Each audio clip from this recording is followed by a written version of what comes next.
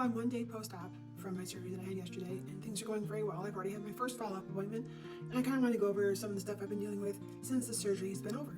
First, they intubate you because you're under general anesthesia, and every time I get intubated, my throat swells up, and I get a little squeaky and a sore throat, and that's definitely hitting right now, like a ton. The next thing I want to go into was the J-Plasma procedure. So that's the under the surface skin tightening that they do. Now, I lost a lot of weight, and although I still go to the gym, I still work out, the elasticity of my skin at 45 years old is not what it was when I was 20. So I had a lot of sagging skin around the midsection from losing all that weight. So the J-Plasma was actually done to tighten that skin up, and it did. It did. They took the corset off today. They took a look at it. I could noticeably see my skin was significantly more firm and tighter. And it's only going to get better as time goes by. But I would say, as far as this surgery goes, that was the biggest source of the pain that I'm feeling right now. Is because of the incisions they make in the pubic mound and then in your belly button to get the cannula up there. Like, it's just sore. Like, it's so sore. It hurts to sit. It hurts to lay down. It just hurts. So there's that. But it's definitely effective. The last thing that I wanted to go over is actually the rib relocation or rib repositioning surgery. That was the meat and potatoes of why I went in the first place. So after waking up from general anesthesia, I mean, obviously you're in pain. They give you some pain medication, but you're in pain anyway. I could definitely feel a tenseness in my back where they make the incisions.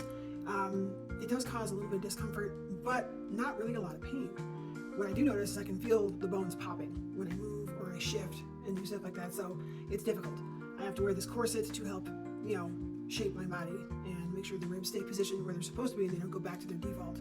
So I have to wear this for about 6 weeks, like minimum, and probably for another 6 weeks after that too, to make sure everything stays permanent.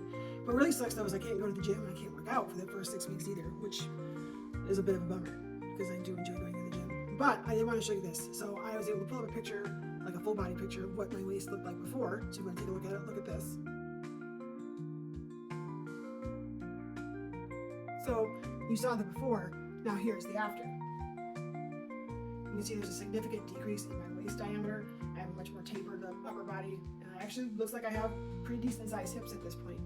So it's noticeably different. It's definitely noticeably different immediately. Now, of course, that's all going to depend on how much I keep this corset on. The longer I keep the corset on and the tighter I make it, the more shapely I'm going to become, the more likely the bones will stay where they're supposed to. Now, I do have medications I have to take for pain management, and I have been. They don't really do a very good job. I don't like Oxy.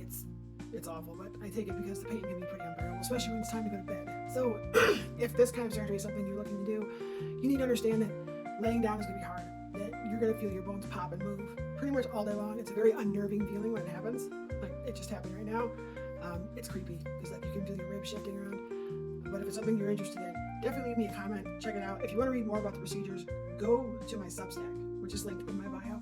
I wrote an entire medical paper on this procedure and how it helps transgender women.